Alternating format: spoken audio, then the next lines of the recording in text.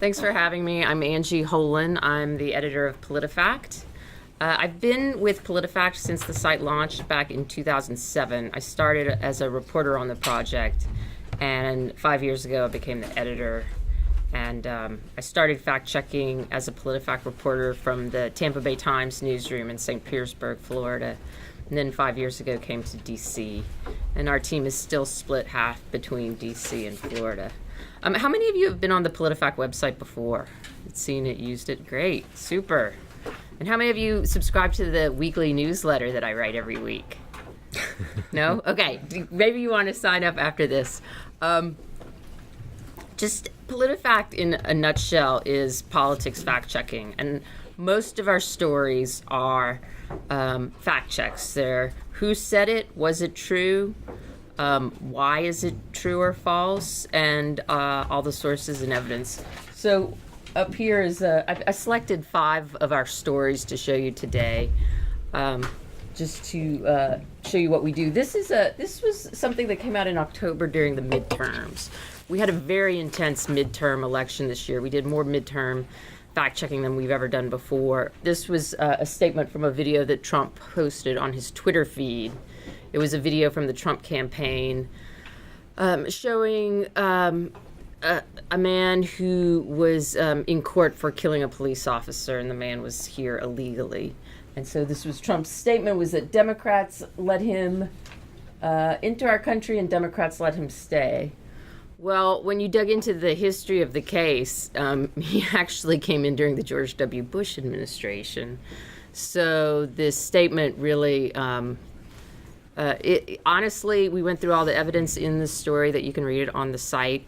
And it just seemed kind of arbitrary blaming the Democrats. There was no particular connection that we could find, so we rated it pants on fire. Let's go to the next story, Chris. We also fact-check Democrats. We're nonpartisan. We're independent. We were started in 2007 in the Tampa Bay Times newsroom. That's the largest daily newspaper in Florida. The site was the brainchild of at the time, the Tampa Bay Times Washington bureau chief, Bill Adair. He wanted to find a new way to cover the presidential election. He didn't want to just ride around on the campaign bus and file the same stories that all the other reporters were filing.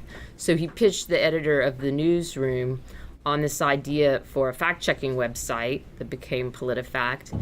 And even in those very early stages, he knew he wanted it to be fact-checking. He knew he wanted it to have ratings.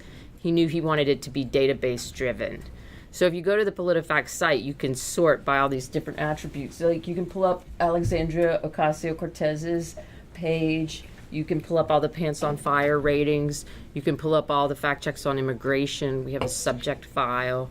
Back then, like I said, Bill was the Washington bureau chief, and he was doing a lot of investigative reporting, particularly a series then called Lobbying in Disguise. And at the time, I had a position called news researcher. Now, that's a position that a lot of daily newspapers don't have anymore. It was kind of although maybe the Post still has researchers. Yeah. Does Toronto still have researchers? We have 2 research librarians. Right. Yeah. So I was a researcher. We were in the library. A lot of us either had library science degrees. I have a master's in journalism from Columbia and a master's in library science from University of South Florida. And I was helping Bill write all these stories on lobbying in disguise by pulling records, organizing databases for him. I had started as a daily reporter and then had gone into news research. So when he pitched the idea of PolitiFact, I just moved on to PolitiFact and started writing again. You can, it was just an obvious fit for me because most of the fact-checking reports, they're very policy-oriented. They can be very data-oriented. They're all kind of wonky and nerdy, which really appealed to me. Like even this one. So this is Ocasio-Cortez. She says unemployment is low because everyone has 2 jobs. Unemployment is low because people are working 60, 70, 80 hours a week and can barely feed their family. We rated this pants on fire. Our reporter Lou Jacobson wrote this, but what he basically did was a deep dive into employment statistics to find out how many people were working 2 jobs and frankly, her statement in some ways doesn't make any sense, which is part of the reason it got a pants on fire rating. The unemployment rating is not low because people are working 2 jobs. That doesn't have anything at all to do with it, so it got a pants on fire rating. Where's Chris? Can we go to the next? Yeah. Okay, in addition to fact checking, we also do promise tracking. So this is the Trumpometer. This is President Trump's promise to balance the federal budget fairly quickly. It's a promise broken because for those of you who follow the budget, the budgets under the Trump administration are nowhere near in balance. The tax law actually pretty dramatically increased the deficit. So this is promise broken. We have about 100 of Donald Trump's promises that we track on PolitiFact. We also tracked promises during President Barack Obama's administration. Obama made many more promises. We tracked about 500 Obama promises. Next one. Okay, in addition to fact checking, we do a lot of explainers. We kind of have this niche where we're known for fact checking. We do mostly fact checking, but we also do a lot of public policy explanation and unpacking. So this is the Republican proposal to change the U.S. asylum system explained. This was during the shutdown. The Republicans came forward, and as part of a compromise idea, they said, let's change the asylum system. It's a really interesting story because it basically shows they wanted it to make it much harder for people to apply for asylum so that fewer people would be allowed into the United States who were fleeing repressive regimes. And it wasn't particularly a fact check, but the story explained it. And the next one. I think this is the last one. This is our bread and butter. This is a kind of a inside PolitiFact. We call this a wrap story. This is when there's a big event and we write one big story that goes over a bunch of different statements and explains whether they're true or false. So this is last year's State of the Union speech, and we're getting ready tomorrow night. We'll be live on Twitter and writing a story about tomorrow night's State of the Union speech. So, PolitiFact started at the newspaper a year ago. We left the newspaper because, for a couple of different reasons. The main reason was that PolitiFact by that time, we'd been operating about 10 years, 11 years, and we had finally become self-sustainable financially.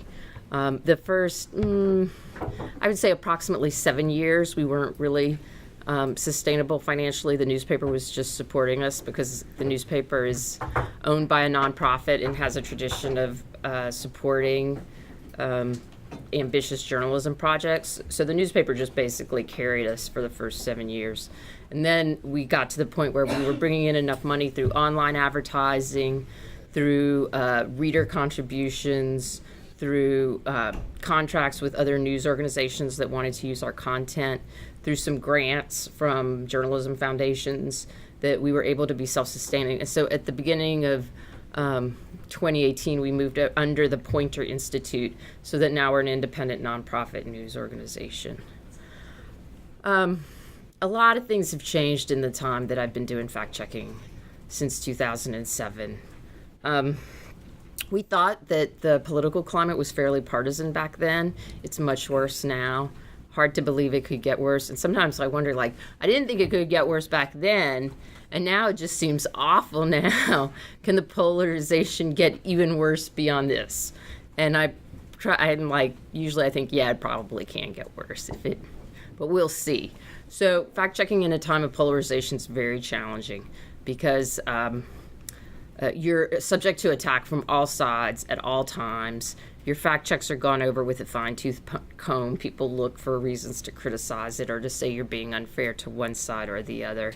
But I think a lot of journalists besides fact checkers also get that attention. I don't think it's just fact checkers. We also, in this time, have seen the rise of social media. Facebook was not really a thing when we fact-checked the 2008 election, and Twitter barely was. But then in the 2012 election, they were major forces, and in 2016, you all probably saw that they were huge as places where people would put political messaging and especially inaccurate political messaging. So we're dealing with that. We have PolitiFact has a formal partnership with Facebook where we're fact-checking claims that readers flag on the Facebook platform, and I can talk a little bit more about that during the Q&A if you're interested in it. The heartening thing, I'll conclude with a positive idea and something that I hope you'll take with you into your reporting, is that there's been a real sea change among the audience in their expectations for accurate content and for fact-checking. When we first started, we noticed a lot of traditional political reporters would include inaccurate claims made by the politicians in their stories with no real warning to the reader that it was an inaccurate claim, even if the reporter knew it was an inaccurate claim. And they would be challenged on it sometimes, and they would say, well, I'm just reporting here. I'm just saying what they said. I think today there's a real expectation, and you see it in the traditional news reports, that if someone is saying something that is factually inaccurate, the reporter will note that in the story, that the factual claim is not accurate or is unsubstantiated or is wrong. And that's a huge change for the better in American journalism. And I really have seen that grow during the time that fact checkers, myself, Glenn, Dale, factcheck.org, I would also mention as a huge player, that we've been doing our work. I feel like collectively we've all raised the bar in journalism around factual content. So that is a positive bright spot. So thanks. Okay, we'll turn to Glenn. Yeah, let's see. Excuse me, just getting over a cold. So the Washington Post Fact Checker has been around also since 2007. It started within weeks of PolitiFact independently with virtually similar ideas, including a rating system. It was only intended to last through the 2008 election. It was started by one of my former colleagues, a man by the name of Michael Dobbs, who's actually now a distinguished historian. And in 2011, the Post asked me to revive it and make it a permanent feature. And so I've now been doing it for more than 8 years. Before running the Fact Checker, I was the Post's chief diplomatic correspondent for about 8 years. I was the top economics correspondent. I had basically covered just about every building in Washington. So the Post decided to take someone with a lot of experience covering policy in Washington and, to run the column. It originally started just with myself. I now have another reporter that works with me, as well as 2 video producers and who also do reporting. And it has grown into quite a franchise. I think maybe can we show the video first? Yeah.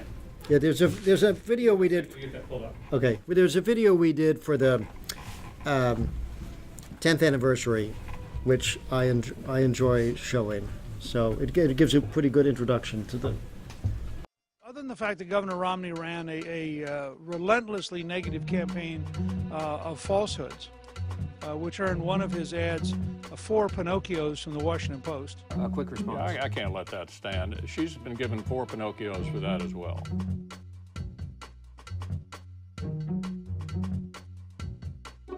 Well, when the Washington Post fact checker examined this claim, they gave it 4 Pinocchios. Claim 4 Pinocchios, which is the worst rating possible. In 2015 alone, without my even asking, he gave me no fewer than 8 Pinocchios. The Washington Post did a partisan fake news hit piece and gave me, the voter fraud victim, a 4 Pinocchio score on truthfulness. I better say think, otherwise they'll give me a Pinocchio. And I don't like those. I don't like Pinocchios. If you're talking specifically about WikiLeaks, we have one example, which we use, of Glenn Kessler, as you know, from the Washington Post.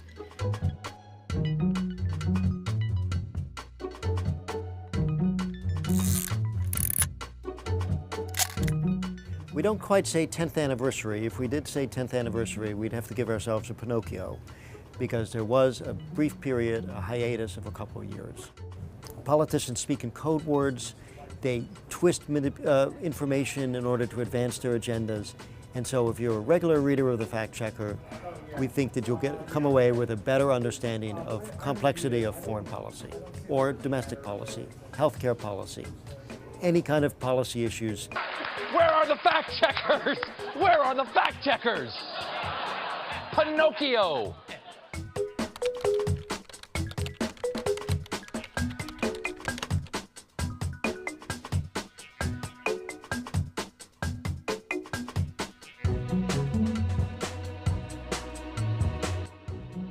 So compare Hillary and Donald Trump. In terms of fact checking, Hillary Clinton is like playing chess with a real pro. Fact checking Donald Trump is like playing checkers with someone that's not very good at it. It's pretty boring. You find Donald Trump boring? Yes, his facts are so easily disproven. There's no joy in the hunt. Changes were made to the kickoff this year. So, that's a pretty good segue. So first of all, the important thing to remember about the Fact Checker is that it's at its heart, it's a policy column. It's a way to talk very deeply about complex policy issues. And we try to vary it around according to what's in the news, what's on the mind of readers. A lot of our fact checks are the result of inquiries from readers. But the idea is that you will learn about tax policy, healthcare policy, foreign policy, if you are a regular reader of the Fact Checker. And we can get deep into the policy issues in a way that beat reporters might not be able to do when they're doing their regular beat coverage. Now, the problem we faced with Donald Trump was he's not a policy guy. He doesn't understand policy. He doesn't care about policy. And a lot of his proposals are rather thin, and particularly when he tries to talk about it, he gets it very easily wrong. So in that thing, I was being interviewed during the campaign by Jordan Klepper, and I said, there's no fun, there's no joy in the chase, because a really good fact check is when you can see the little games that a politician plays that tries to manipulate the statistics, but it's always based on something. Whereas with Trump, a lot of it is not really based on much. So we faced a challenge. How do we deal with this? Because we can't keep, the other thing about Trump is that he keeps repeating the same false claims over and over again. We can't keep running the same fact check over and over again. And a lot of the things he says can be literally fact-checked in a tweet. So we came up with the idea of just producing a list of every false or misleading claim that he says. So therefore, we could keep the fact-checker itself primarily focused on deep policy issues. Now, we still end up fact-checking a lot that Donald Trump says because readers are interested in, and there's obviously if he's saying stuff about immigration, we could talk about immigration issues, things like that. But it was designed as a way to kind of offload the really easy, kind of dumb fact checks that the president says. We didn't realize when we started it that he would say so much. When we started it was originally for the first 100 days, and he said maybe 500 claims in 100 days. Just in the month of January, we totaled 725 claims. In the month of October, it was 1,200 and something claims. So that's just a lot. So it's actually become kind of a burden. Now, the other way we've dealt with Trump is, you can turn to the next thing, we introduced what we call the bottomless Pinocchio. And this was an attempt to deal with the fact that Trump is so repetitive about things he says. And so it was the first new icon we had created in the 11-year history of the Fact Checker, which is designed to highlight claims that we've rated as false 3 or 4 Pinocchios, but the president has said more than 20 times. It doesn't have to be the president; it could be any politician. But so far, no other politician has qualified for this. This doesn't have the landing page, but the landing page is actually pretty nifty because you can you can hover over any of the pile of Pinocchios, and it will take you directly to the quote that we're fact-checking. There's a video for every one of these pieces. And I should say that the videos are increasingly an important part of the fact-checker. We actually get far more viewers for our videos than for the actual written fact-checks. So we reach a much wider audience. But these were all ways we've tried to deal with the challenge of Donald Trump. You saw in the video the citation of 4 Pinocchios by different politicians. And in fact, though I don't think Trump necessarily pays a lot of attention to our fact checks, he is definitely obsessed with the Pinocchio, because he is now, by my count, talked about getting Pinocchios 10 times. And sometimes he talks about it angrily. So he doesn't like those mean, nasty fact checkers who give him Pinocchios. But it's just something that seems to weigh on his mind. And maybe that's because he flips through the Sunday paper and he sees them there. Because I know he's not a web guy. So we had this instance over the last campaign where there were, I think it was 7 Republicans were going around saying that their opponents had gotten 4 Pinocchios for something they had said about their position on the American Health Care Act, which was completely false. It was made up. So we ended up giving 4 Pinocchios to these Republicans. And then just the 2 others that I will mention and describe, because truly, I really don't like fact-checking Donald Trump. I find the whole thing a bore. And because he's just not that interesting a person, it doesn't allow me to really do, deep reporting. So it's kind of the burden we all face these days. So this is a story I did last year where a reader came to me with some documents. And she had become really obsessed with the fact that she thought that Kevin McCarthy, who she rightly regarded as pretty much a career politician, went around saying that he had been an entrepreneur. And she was particularly triggered by the fact that the Washington Post had written an article about the relationship between McCarthy and Trump and how they had bonded over the fact they had both been entrepreneurs. So she said, his whole basis of saying he's an entrepreneur is that he created a deli, a Subway before Subways. And she said, if you look at these documents and you investigate this, you'll see it's not true. And in fact, what it was, he basically had a shelf in his uncle's yogurt shop, which he would describe that he did it when he was, when he was 18, and did it for 3 years. He did it for 1 year. He said he paid his way through college. I checked.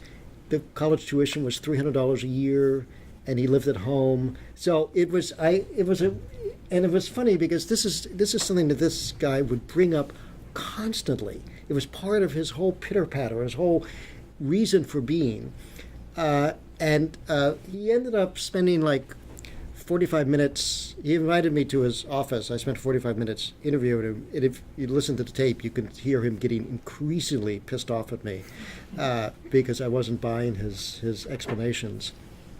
Anyway, it was just a really fun piece to write, a really interesting bit of detective work, which was prompted by a reader. And she was literally the bored housewife of a tech entrepreneur who had nothing more time on her hands to do but research like the ownership records and she found the restaurant review for the deli shop and stuff, and then of course we verified it all with my own researcher. But it's just a way I always say we have the smartest readers at the Fact Checker, really engaged readers, and this was an example of just a great piece that came as a result of a reader inquiry. And then the next one, this seems like a pretty wonky thing, but this again was a bit of a long piece of detective work, and it started with PolitiFact and factcheck.org and the fact checker subscribe to a service that will automatically scan CNN transcripts and identify things that might be possible fact checks. So I saw a statement by a government spokesman saying that the Palestinian Authority had paid $350 million a year to terrorists and their families. I said, well, that's kind of interesting. I spent about 6 or 7 weeks investigating it, and then just as I was about to finish, Bibi Netanyahu came and made a speech here in Washington where he said the same thing. So I actually had not just a government flack, but the prime minister of Israel. And it was an interesting case of where the Israelis were labeling every Palestinian as a terrorist, even though a lot of these people were just, might have been kids that were throwing rocks. But at the same time, I was able to document through court records and things like that the Palestinians were giving at least $100 million to people that you could quite rightly say had blood on their hands and had slaughtered lots of Israelis or even American tourists. But I managed to get the POO, the cough-up documents they'd never given to any other reporter, and I managed to get a hold of court documents that had never been seen the light of day before. And so I wrote a long fact check. I ended up giving 2 Pinocchios to Bibi Netanyahu, which resulted in the Embassy of Israel filing a rather nasty complaint with the Washington Post. They were not happy about that. But it was just that's the kind of fact check that I live for, is something where you really go deep into something and you can go into a way and you actually can try to break news and you can discuss what is a really difficult, complex policy issue.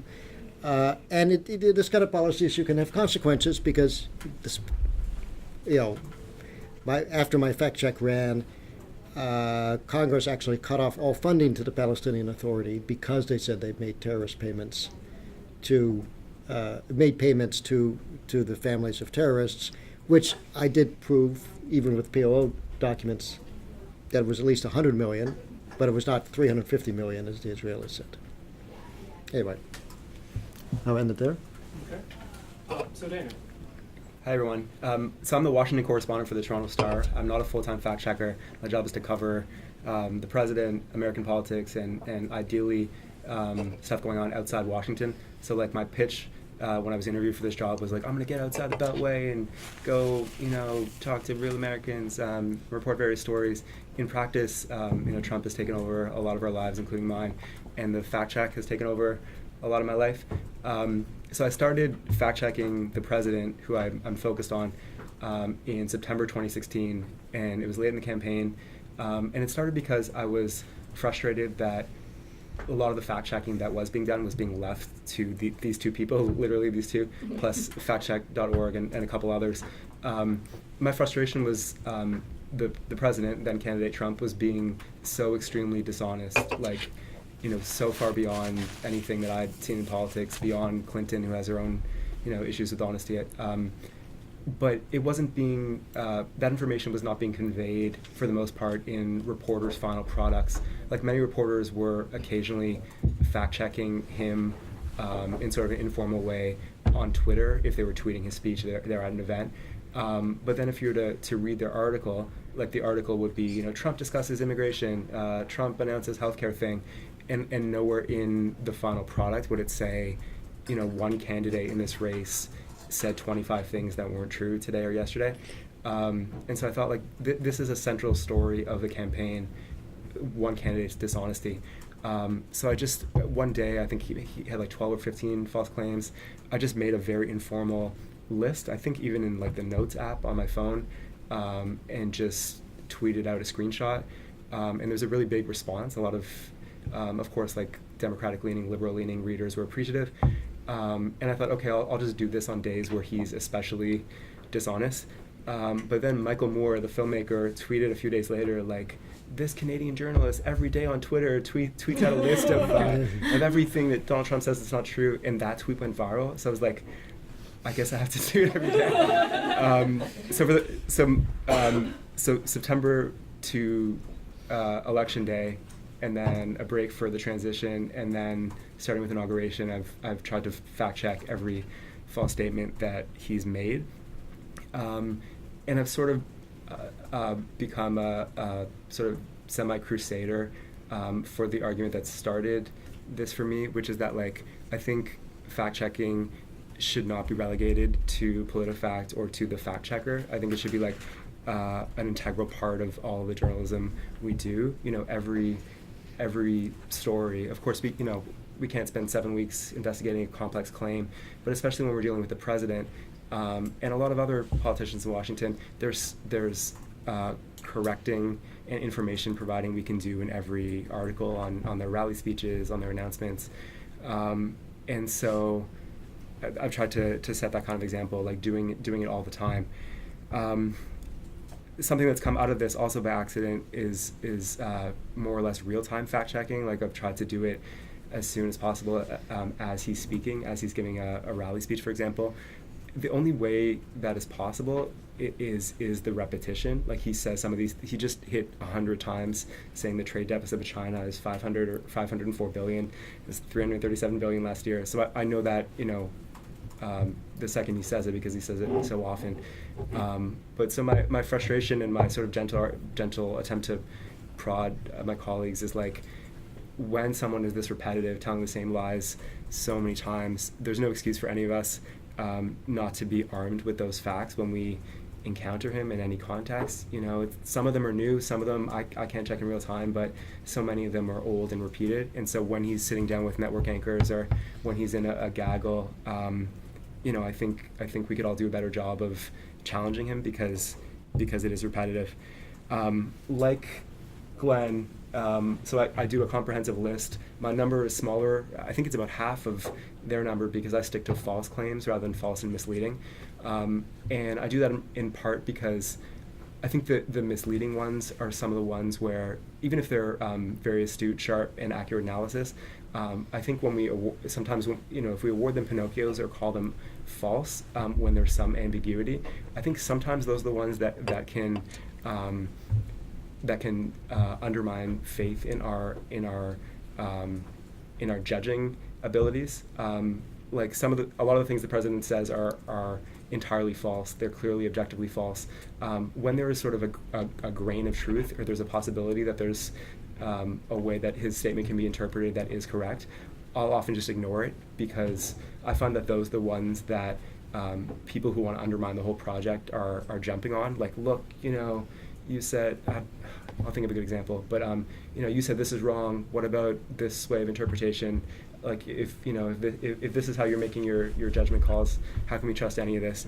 And so I try to stick to the ones that are less ambiguous, even though I think the investigations, the deep analysis of the ambiguous ones are some of the most valuable piece of journalism we can do. So part of what this sort of deep study of the president's rhetoric has allowed me to do is write stories that are not simply part of the fact check list. So one of them was what I think was the first analysis of what I call his dishonesty density, because people would ask me, like, is he just getting more dishonest in terms of the number of false claims because he's talking more, or is he, on a per word basis, is this getting worse?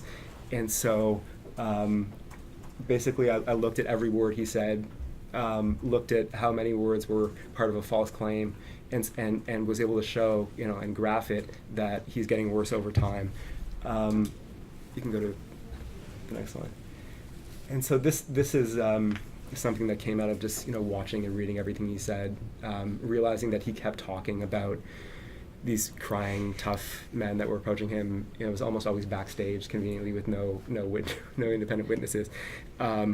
And so this is something that I wouldn't call a fact check, and I don't include these, like, obviously, I think we all know, obviously untrue claims about these crying men approaching him at all these rallies. I don't think I've ever called those false, because we don't know for sure. And so frustration with Trump is that so many of the things he says, in addition to the provably false things, there's so many things that are I think clearly untrue, but Well, there was a recent one where there was he talked about it was at a signing of the Waters rule. Right. And the videos. So Yeah, if you so look at the video, you don't see anyone crying. Yeah, so that was right. That was the one crying men tale I was able to fact check, because it said half of the people standing behind me at the Waters of the United States executive order signing were crying, and so you just pull up the video and there's no one crying. But so frustration for me. What's that? They could be, and people actually and a sign of how closely people are scrutinizing. People zoomed in on this one guy who, in that moment where I grabbed the screen grab, he was like, people that he may have been crying, he may have been emotional. I'm like, no, look, here's a link to the video. He smiles right out. Anyway, so it gets really stupid because people are constantly trying to undermine you. But they also always have to be big, tough guys. Right, they're always big. They're always big, tough guys. Yeah. One of the most frequent criticisms I get is that a lot of this is pedantic and silly. It's I understand why you check huge big lies about immigration crime or Muslims or African Americans or the unemployment rate, but why do all of this? To some extent, I feel that, and I'm a one-man team trying to do another job, so I do a lot of the comprehensive list making on weekends, and it's gotten really hard because he just says so much. He averaged 2.9 false claims per day in 2017. In 2018, by my count, it was 8.6. So it's just a lot. And some of them, I've been on the phone with the executive director of the Babe Ruth Museum, because the president, when he was giving presidential honor to Babe Ruth, made 3 false claims about Babe Ruth. And so it's when you're doing that, part of me at this point is no one cares about this. Or talking to he started claiming that people in the former Czechoslovakia would paste American dollar bills on their windshields because they loved America so much.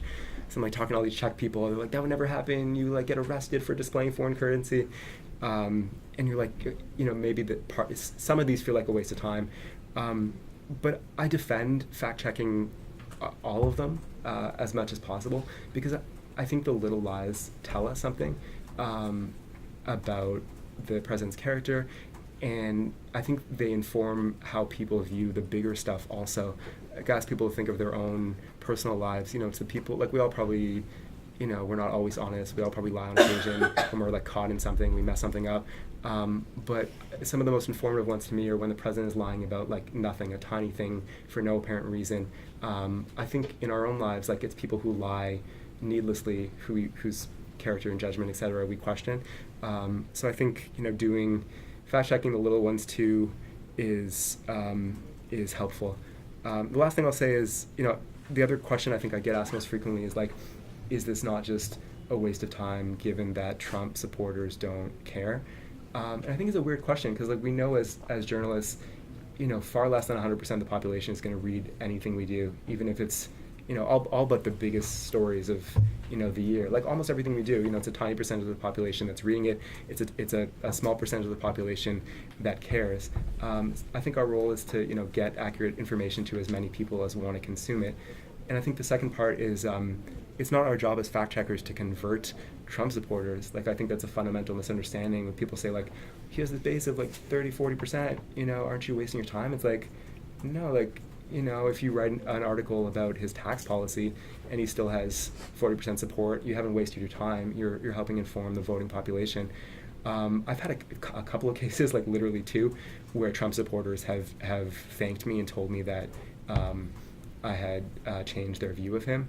But in both cases, it was after I established sort of a personal rapport with them, and they came to see me as something other than the capital M media, this evil monolith that's out to get him. There was one guy, I interviewed him. He was a Medicaid recipient in Pennsylvania. He was unhappy with Trump's Obamacare plans. I interviewed him. He was great. And then he DM'd me a little while after, and he's I found your fact checks. And I was oh boy, I was bracing for him to call me fake news, or you would deceive me by not telling me that you also hate the president or whatever. But he was I can't believe he lies so much. I kind of knew that he wasn't always truthful, but I didn't know it was this frequency. I can't wait to share this with my neighbors. And we had so I asked him from there, just out of curiosity, where do you get information? And it was the classic, Mark Levin, Rush Limbaugh, Drudge, Breitbart, Fox, whatever. And so it was heartening to me to get through to him, but I think the mystery is like, how do we scale that? Like we can't personally approach every Trump supporter and convince them that we're not terrible people. So that's sort of the big question that I'm left with throughout this is like, it's not my job to convert people, but I would like to convert more people to the belief that we're providing them accurate information. And I don't quite know how to do that. So that's, I guess, my half optimistic, half pessimistic final story. If I could just follow up on one thing. The Washington Post was curious to find out whether or not Trump's repeated misstatements actually had an impact on the views of Americans. So we commissioned a poll that we wrote about in December where we tested whether or not Americans believed 11 of Trump's most repeated false claims. We also tested some false claims made by Democrats. And what was interesting was, and we did not identify that this was Trump, we just said, pick the correct statement. Congress passed the biggest tax cut in U.S. history, or Congress did not pass the biggest tax cut in U.S. history, that kind of thing.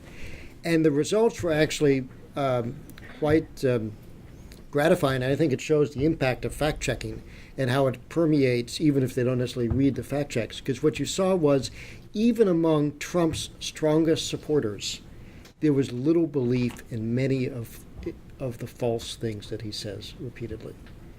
There was just, he may say it over and over again, but it's not resonating, and it's not, the American public is not buying it.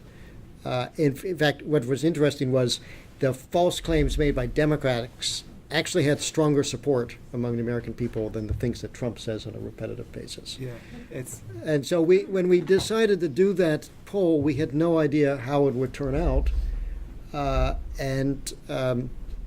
was actually very pleased. I thought that was a really interesting story, and it was heartening to me as well, because I think it does show that the fact checking is making a difference in what people actually absorb versus what he says. So we'll go Priscilla, then we had Kathy, or Catherine, Fatima. This is for Glenn. I came across your Amnesty International fact check yesterday in the paper, and I thought that was a smart take on something that we've all been citing but never thought too deeply about. But particularly with Trump's immigration claims that come up repeatedly, how do you diversify the way that you fact check that, and especially in real time, how do you avoid the same fact check every single time? Well, we try not to repeat fact checks. I mean, that's part of the reason for the database, so we can just put it in there. A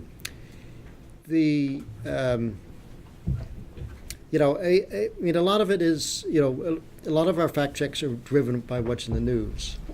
And, if it's the right moment to be talking about it, we try to catch the wave of the news and people's interest. And so we have done a lot of immigration fact checks. I don't think we've necessarily repeated a lot. Sometimes we might refer to previous fact checks, but we're always looking for a different angle in order to explore a different, element of it. I don't know if the other people saw this Amnesty International one. This was a piece. I've encountered this a lot as. Since I've been doing the fact checking, and I have to say one thing that's a little dismaying is you see how lazy reporters are, because they'll just see a factoid somewhere and they'll repeat it. So this was a factoid. Amnesty International has determined that 60% of the migrant women that travel through Mexico are raped. So I decided it didn't sound right to me based on the other data I had seen, but it was in the Washington Post. It's like a week and a half ago. So I started to follow the trail of where did that statistic come from. Turns out it was not an Amnesty International statistic. It was briefly mentioned in an Amnesty International report in 2010, so already it's a little old. But there was a footnote there which took me to a paper in 2002. Then I finally tracked down the paper from 2002. Turns out that Amnesty had misquoted from the paper. It wasn't just rape. the paper said rape or sexual coercion, but it had another source, which was a 1998 book. So there were only 5 copies in libraries around the country, but I did manage to buy one off Amazon. And that, when I got the book, it said, according to a study, unnamed, it didn't have a list of source, 60% of women traveling in Mexico had a sexual experience, including having a boyfriend. So it wasn't, and it didn't have anything to do with rape. But somehow over time, it was like a terrible game of telephone tag. And so you had something that was like from literally like the mid-90s carried up through, and now it appeared in the Washington Post and the Huffington Post and all sorts of other news organizations as saying today, in 2019, 60% of women are raped. So always check the source. Don't, and particularly don't believe another newspaper if they say this is what the source is. I just want to jump in on the subject of repeating fact checks. My argument is that we have to call out these false claims every time with Trump, because he is so inexhaustible with dishonesty that if we give up after like the 3rd time or 5th time or even the 20th time and say we've already written about it and don't put that in our news copy, the 21st time, then people who are not aware of our previous efforts. The Post is very good about the Post does. Yeah. I'm not saying we have to do like a whole big fact check each time, but I just think one of Trump's tactics is like exhausting us and being more tireless than us, and so we have social media on Twitter especially. If we can call it out every time, I think we should. My question is, some of you have touched on your methodology for choosing your fact checks. Something that my organization struggles with is giving people like freshmen in Congress or newcomers undue attention just because they're famous. Like Mitt Romney and Alexandria Ocasio-Cortez don't actually have power right now. And so I guess I'm curious about when people have undue influence, does that influence whether you fact check them or not? I know I've read that Alexandria Ocasio-Cortez fact check and wondered have other freshmen in Congress, previous Congresses, been fact checked? How do you make those choices? Because she has a big platform, so it's the lie is spreading, or what goes into that? We have a story on our site called Principles of the Truthometer, where we lay out our methodology in a lot of detail. And we talk about the factors that we consider when we're choosing facts to check. And it is a mix, and ultimately it's our news judgment. It's not a random sample. It's not a scientific sample. A lot of it is the statement, would the statement make an average person say, I wonder if that's true? And we follow the news significantly. Yeah. Sometimes when we're trying to decide, like a person's prominence in, the public square where it exists everywhere, definitely is an issue. With Ocasio-Cortez, the fact check that I showed today was actually during the campaign. Okay. And we'll fact check anybody who's running for elected office if we think that they've said something provocative, interesting, important, or just something that just provokes curiosity. Not everybody makes factual claims. Not everybody says things that can be fact-checked. But I basically think that anybody who holds elective office is subject to fact-checking for sure on the federal level, for sure. And we also fact-check state legislators as part of our... So I don't, as far as fact-checking goes, I don't quite get you shouldn't fact-check freshmen. I mean, that's crazy to me, That was not my argument. Yeah, no, I know. But, yeah. So we get, and I will tell you the complaints that we get, the Democrats have this standard complaint that they roll out. You're just fact-checking us to make the other side, to make it seem like we're even with the other side. And it's no, we're fact-checking you because you said something that needs fact-checking.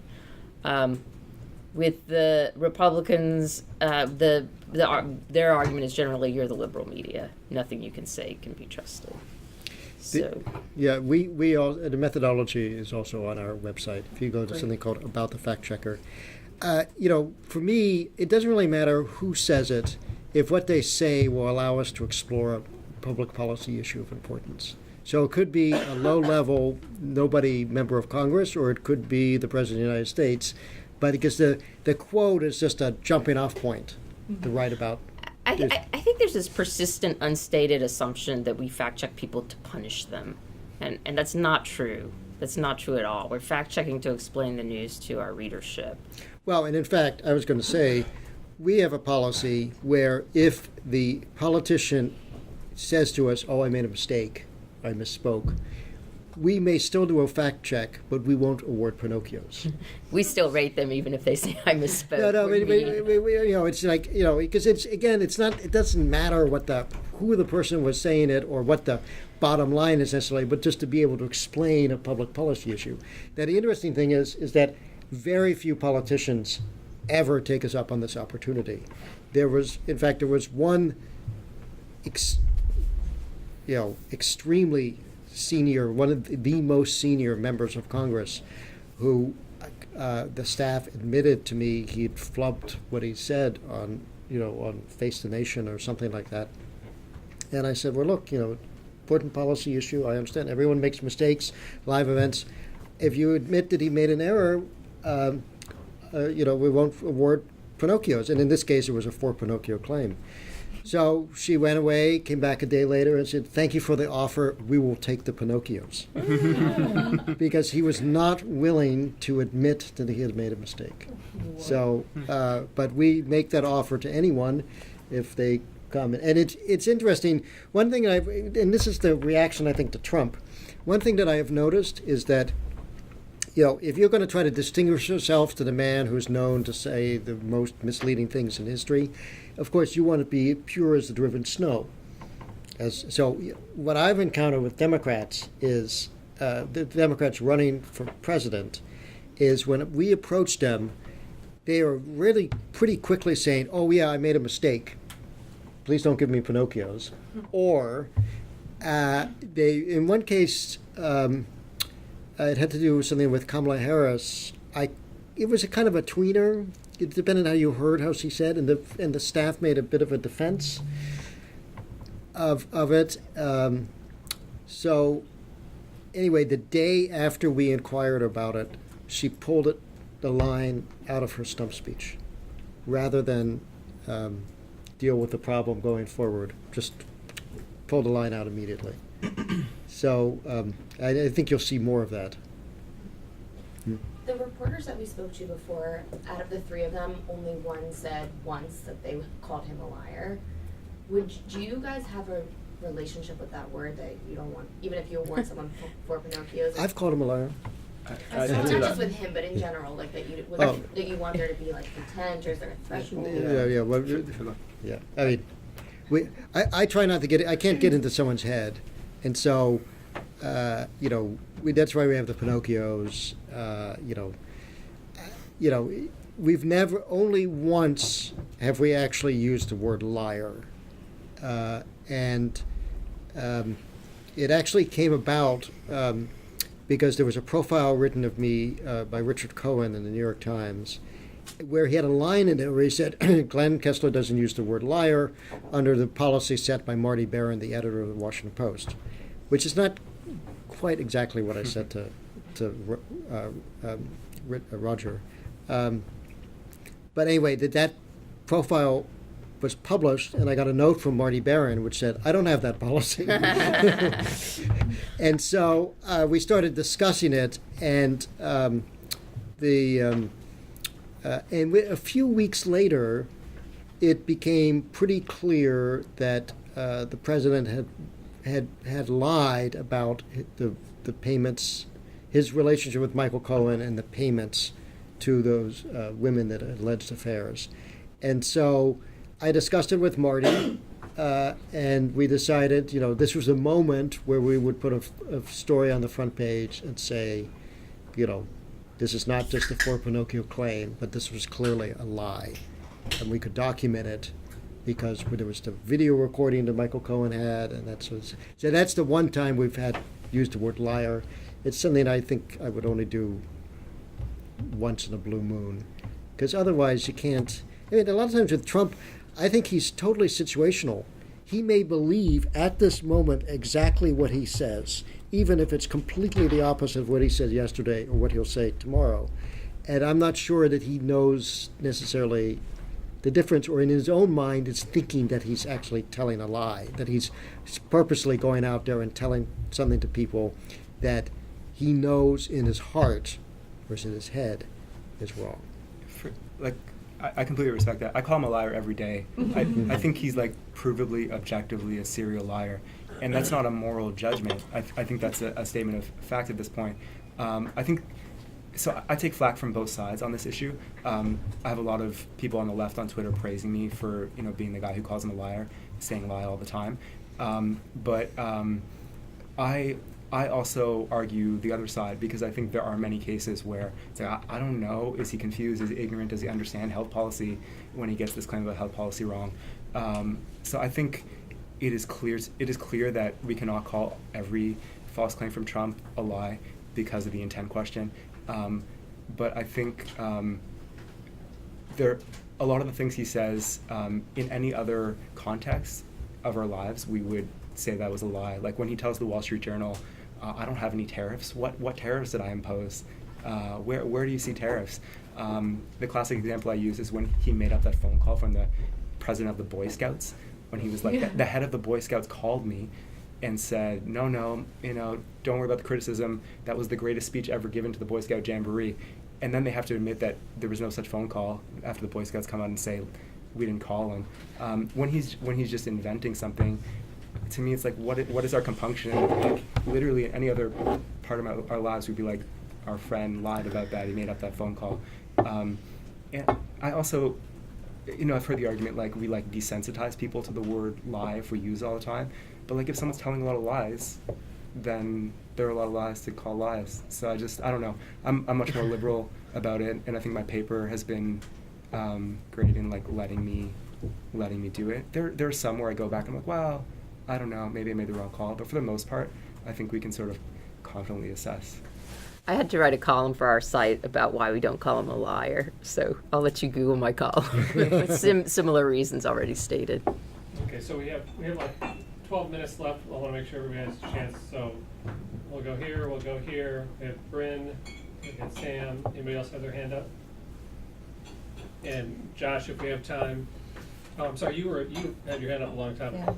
I'm sorry. Let her go first. Thank you. And then we'll get into the queue here. Apologize for that. That's great. Having done this for about 10 years now, do you feel, having covered and looked at other politicians and elected officials and their lies or misdeeds or what have you, is Trump's repetitive lying having any effect on other elected officials and their penchant for lying? That's a question I've thought about a lot. Because if you look at Trump's page on PolitiFact and you compare it to someone like Marco Rubio or Jeb Bush or Chris Christie, it looks totally different. I mean, the false statements are like. They got 65%. Yeah, he's like 70% false, and those other politicians I mentioned don't come anywhere near that. Yeah, they're like 15 or 20%. Yeah. And I used to think that. I think Trump is having some influence on other politicians that they're just getting a little bit more willing to kind of invent their own facts, but not all of them, and in different contexts. It's really hard to judge. I think we're going to have to wait until Trump is not president anymore and see what lasting effect it's had on the political discourse. One trend that I find troubling is that I see Democrats doing this thing where they'll, I saw, just to give you an example, I saw a yard sign the other day here in D.C., and it had all these Democratic positions of this house is against guns and for reproductive freedom, and the last line was we are for truth and against lies. And so you're politicizing, you're making your party brand we tell the truth, other guys lie all the time. And it's really, it's disturbing to see accuracy become partisan. But I do think that there has been some of that, because I think even Trump supporters know that he doesn't tell the truth. And I think a lot of their reactions are like, it's not that important. Well, so it gets really strange. It was good. In the Washington Post poll, one of the more striking things we found was there was a question asked in 2007. Is it important for the president to be honest and trustworthy? And in 2007, when that question was asked, 70% of Republicans, 70% of Democrats, 70% of independents all answered the same way. Yes, it's important. So we took that same exact question, phrased it exactly the same way, and then did our own poll. And what we found was 70% of Democrats and 70% of independents said it was important for the president to be honest and trustworthy. 49% of Republicans said that. So you could see among Republicans, they know he's not really telling the truth, but they've just decided, it's not that important to me anymore. Yeah. In terms of how other politicians will react, I mentioned how the 2020 candidates, I think, are going to they are going to try to set a higher bar for themselves because they want to be something that's different than Trump. Right. And but at the same time, I also see a trend on the Democratic side, particularly with people like Alexandria Ocasio-Cortez, this notion like our truth is right, and even if I get a little bit of mistake, morally I'm more correct. I fact-checked her a week or so ago or whatever, yeah. and 30 minutes after I had a contentious phone call with her flack, she tweeted, about how she was about to get 10 Pinocchios. And then after the fact check ran, she then seized on, a link to something. She got something totally wrong about where one of my documents came from, but she tried to undermine the whole fact check by, calling attention to the sourcing. But it was all part of a coordinated campaign to undermine fact checking because she doesn't appreciate getting fact checked or feeling that we're nitpickers. So you're going to see, she's definitely going to be an interesting challenge to track. Jessica? Could you guys talk about your process for sort of doing what you do, and maybe compare that to the process of reporting a typical story? Sure. I edit a team. We have about 11 people on our team, about 10 reporters. So when we assign the fact check, we have a process that we've actually spelled out on the web too.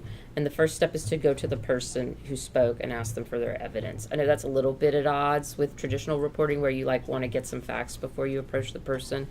But for us, we find it speeds up the publication process and it's more fair if we go to them first.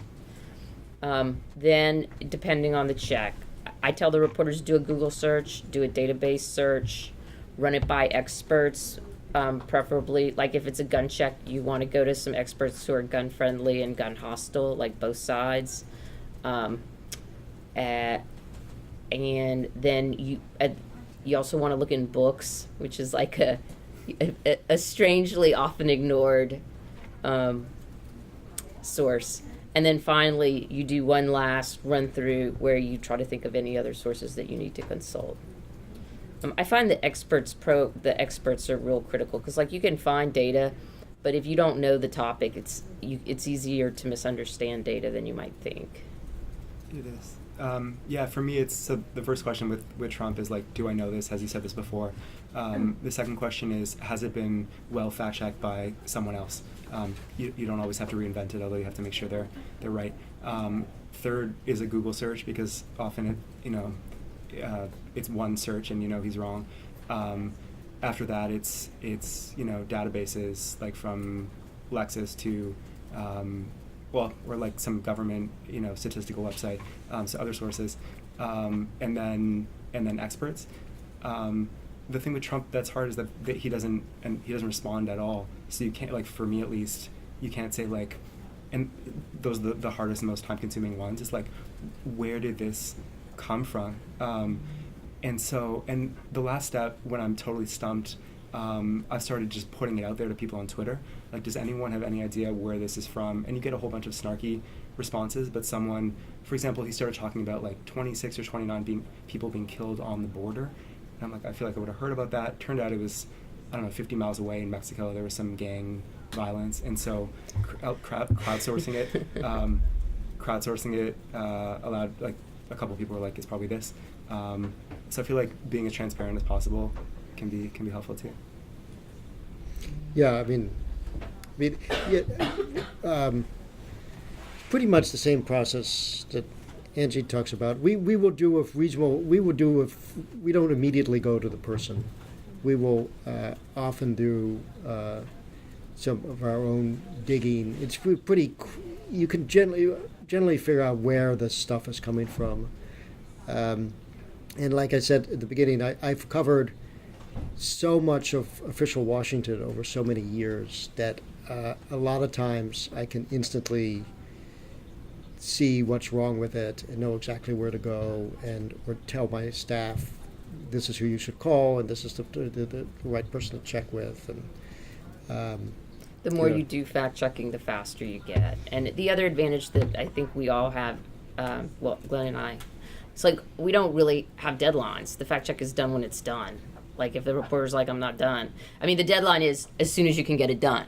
But it's like, it's not like 5 o'clock on Tuesday, because you can't publish a fact check if it's not done. Right, like really done. Right, and I also have the policy that the fact check is never done, even after publication. So we will constantly go back and update, and sometimes even change ratings if we get a hold of new information or additional information, or something has happened that has changed our understanding of the matter.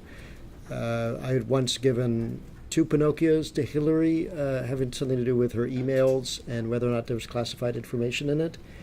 And then the FBI report came out, and I was actually on vacation, but my colleague called me or texted me and said, I'm just reading this, and I think we have to upgrade your fact check to 4 Pinocchios, because she was clearly completely false here.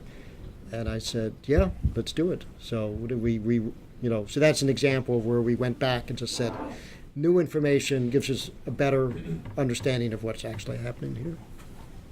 Okay, so we'll go to Crystal, we'll go to Bryn, we'll go to Sam. If we have time, we have like less than 5 minutes. I kind of had a two-pronged question. One was just about, Angie, you mentioned this, that fact-checking, you thought it was a good thing that there's more of it, which I think most of us would agree with. But do you think it kind of emboldens, like specifically Trump supporters who kind of see this as, there are more reporters doing this and they're kind of targeting me? And the other thing I wanted to ask about was, people seem to be kind of tired. They kind of know that Trump is saying false claims. How do you get readers to still care? I mean, when you guys do these fact checks, do you see readers like engaging with it? Do you see like traffic coming in that, is there a payoff for it? Do you think readers are actually caring about this type of work? I think readers are engaging with it. Our reader metrics look really good. I mean, news organizations that when we started fact checking were like, that's nice that PolitiFact and the Post Fact Checker are doing that, are now doing their own fact checking because the stories do really well traffic wise. So I think people are engaging with it. As to whether we're picking on a candidate, I think that would be a potential issue no matter what kind of coverage we were doing. So it's hard to, I can't really, it's like that kind of criticism would never end. I do think that fact-checking has a problem with attention that all media has a problem with. And I think that people are information overloaded. They're really busy. They don't know what to trust. They get information coming at them almost, for lack of a better term, out of the corner of their eye. They see headlines and they hear news tidbits and they don't know where it's coming from and they don't get a lot of context for it. I think that there are problems with media literacy in our country. And I think all of that gets all wrapped up in with the fact checking. It's really hard to tease out the different factors. I think I think the media has a challenge of making the news concise, coherent, and in depth, and those values are kind of in tension with each other. So it's a weird time. Really don't have time for like one more quick one. So, Bryn or Sam, you can want to arm wrestle for it. Can you talk a little bit about, I guess, I was curious about what you think, either from your own outlet or someone else's fact check's gone wrong, either when you tackled something that you thought was too ambiguous, or ended up being on the blowback, or if you think there's a particularly problematic issue when you fact check something and then there's an error in the fact check. Most of the fact checks gone wrong I see are really more opinions than factual claims, and people try to fact check them and publish it, and then like there's all this blowback and pushback because it's not real. Again, I'm trying to think of a specific example. It's hard for me to think of one, but usually when I see a fact check that I disagree with, I'm like, yeah, they shouldn't have tried that one. That doesn't work. The AP is somewhat notorious for doing these fact checks where it's like, yeah, but others, like, I do have an example. Like they said, the shutdown, like it's Trump's fault. The government's shut down, and the AP fact check said it takes two to tango. Yes, Trump shut down the government, but the Democrats could have given him what he wanted. And it's like, wait, what? You know, this whole like. What is it, breaking Okren's law or something? I mean, I think sometimes the AP, like, they're so used to doing like straightforward news that sometimes like they get, I shouldn't analyze them, but some of their fact checks just seem like, oh, and other people think differently. Well, like that's not a fact check. The fact check isn't other people have different opinions. A fact check is here's the evidence I found. Well, one fact check we did that got total blowback. We gave 3 Pinocchios to Carly Fiorina, who used to say that she went from secretary to CEO. And we based that on the fact that she was briefly a secretary, and it was like a job that she got through a friend of her father or whatever like that, and and her career to CEO had nothing to do with being secretary.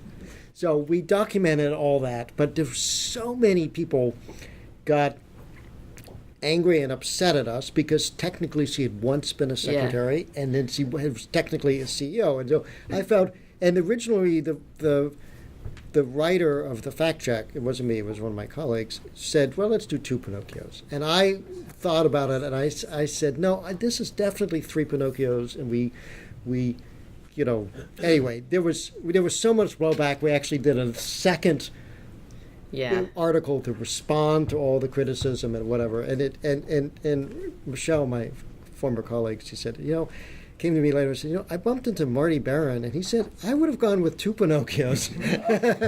So I find if you fact check something that's literally true and you say it's wrong, you need to have a darn good reason for saying it's wrong. Not just like, oh, well, that was I would argue that if you could dig it up, it was very well argued and completely right. However, it definitely, because, she was not really a secretary. It was literally she was the secretary. Because we looked at it and we were like, she was. I just say, I try to avoid the ones that are literally true. If I find myself trying to justify, like, this may be true, but if I write anything like that, I'm like, just don't call it false. I just say that fact checking allows an opportunity for humility and for amendment that, like, a Daily News article doesn't. So I had one recently where I like 8 times in my false claims list, I called it false that Trump said Israel's wall is 100% successful in preventing illegal immigration, because the LA Times and New York Times and a bunch of others had stories about how thousands of Palestinians managed to breach the West Bank barrier.